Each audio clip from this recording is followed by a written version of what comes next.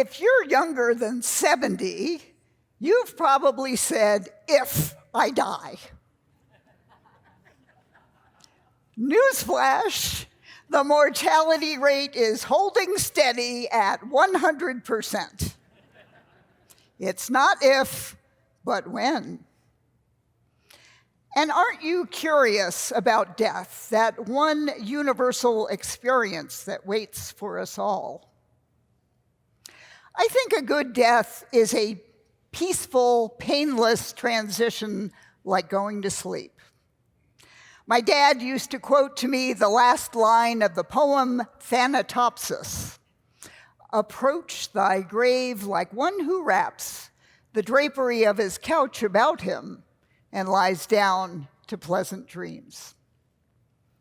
Here in New Mexico, some of us can get a good death determining when and how with medical aid in dying. Now, some call this assisted suicide, others death with dignity. It's currently legal here in New Mexico, 11 other states, and the District of Columbia. The legislation that became effective here in June of 2021 has been used by other states as a model since then. As a pioneering death educator, that's death, not death, and as a daughter, I have had two very different experiences with medical aid in dying. In 24 months, I had 7 deaths in my family. 8 if you count my cat. Curiosity did not kill this cat.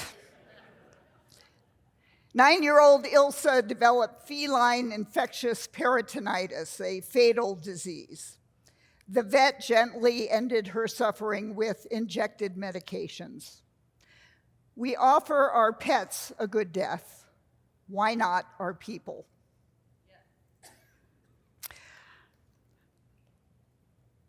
To qualify for medical aid in dying, or MAID for short, here in New Mexico, you must be at least 18 years of age or older, mentally able to express your wish for this choice, physically able to ingest the medication yourself, present in the state of New Mexico, but you don't have to prove residency,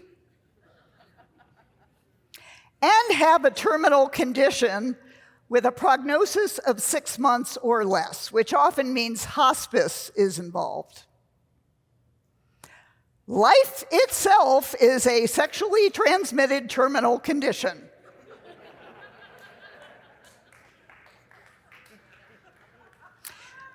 We just don't know our expiration date, and that terrifies us.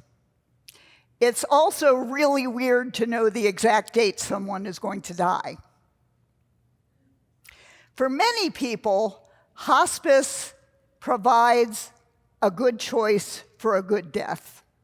My husband, my father, and my mother all died as peacefully and painlessly as possible on inpatient hospice care. Then my elderly in-laws, Myra and Al, wanted medical aid in dying. They went on home hospice, hoping to die together. It was Al's idea. Al was Myra's second husband, a large and in charge kind of guy. But while petite, frail Myra qualified, Al was deemed too healthy. Well, if we can't go together, we're not going to do it. He revoked hospice, and guess what? 6 months later, Al was actively dying and not mentally present to request MAID or even sign the paperwork. I got them back on home hospice and moved in to care for them in their final days. Al spent hours in terminal agitation, thrashing around on his king-size bed. He finally expired at 3 a.m. 6 days later, Myra passed peacefully in the afternoon using medical aid in dying. We had a gathering in the living room with roses and candles, readings and singing. The hospice nurse mixed the medication in the kitchen. 5 potent drugs relaxed the patient into unconsciousness, easing pain, slowing the breathing, and stopping the heart. It's a powder that's mixed with 2 to 4 ounces of apple juice and often drunk through a straw. It tastes like horseradish, so patients are offered sorbet to help cool that burning sensation. Myra had a pretty strong reaction to the taste, but with a little more sorbet, she drank it all down. Within 3 minutes, she was asleep on her lounge chair. And within the hour, with a few deep breaths, she gently died. But even when someone qualifies for medical aid in dying, the window of opportunity to use it can close very fast.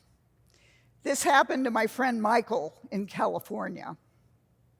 For 4 years, Michael fought glioblastoma, an aggressive form of brain cancer. With increasing headaches and hospitalization and confusion, he wanted me to come to California and help him access medical aid in dying. He was discharged home to his apartment on hospice. The hospice doctor agreed with his choice for MAID. A second doctor interviewed him and wrote the prescription. It was scheduled to allow him to get a military promotion on Friday. But early Thursday morning, Michael had an anxiety attack and a mental meltdown that put him in the hospital for a day. He had a second meltdown during his promotion at his apartment. His comrades took him out for a walk before the ceremony. I could see him gesturing up at me on the second floor walkway. An officer approached. Listen, can we pump the brakes on this? He says you're here to kill him. No. The medical aid in dying choice is totally up to Michael. The last time our eyes met, Michael glared at me. The brain cancer destroyed his ability to think rationally. He was 2 days from getting the peaceful death he said he wanted. He spent 45 more days hospitalized, pleading to go home. He eventually stopped eating and drinking, a perfectly natural way to die, perfectly legal everywhere by anybody. His memorial service is being held this very day. Medical aid in dying is a choice the patient makes and an action they take. It's not something someone does to you. Some patients get the medication and don't take it, but it gives them a sense of control and choice. You'd offer your pet a good death. People also deserve a good death. Be curious, be brave. Approach thy grave like one who wraps the drapery of his couch about him and lies down to pleasant dreams.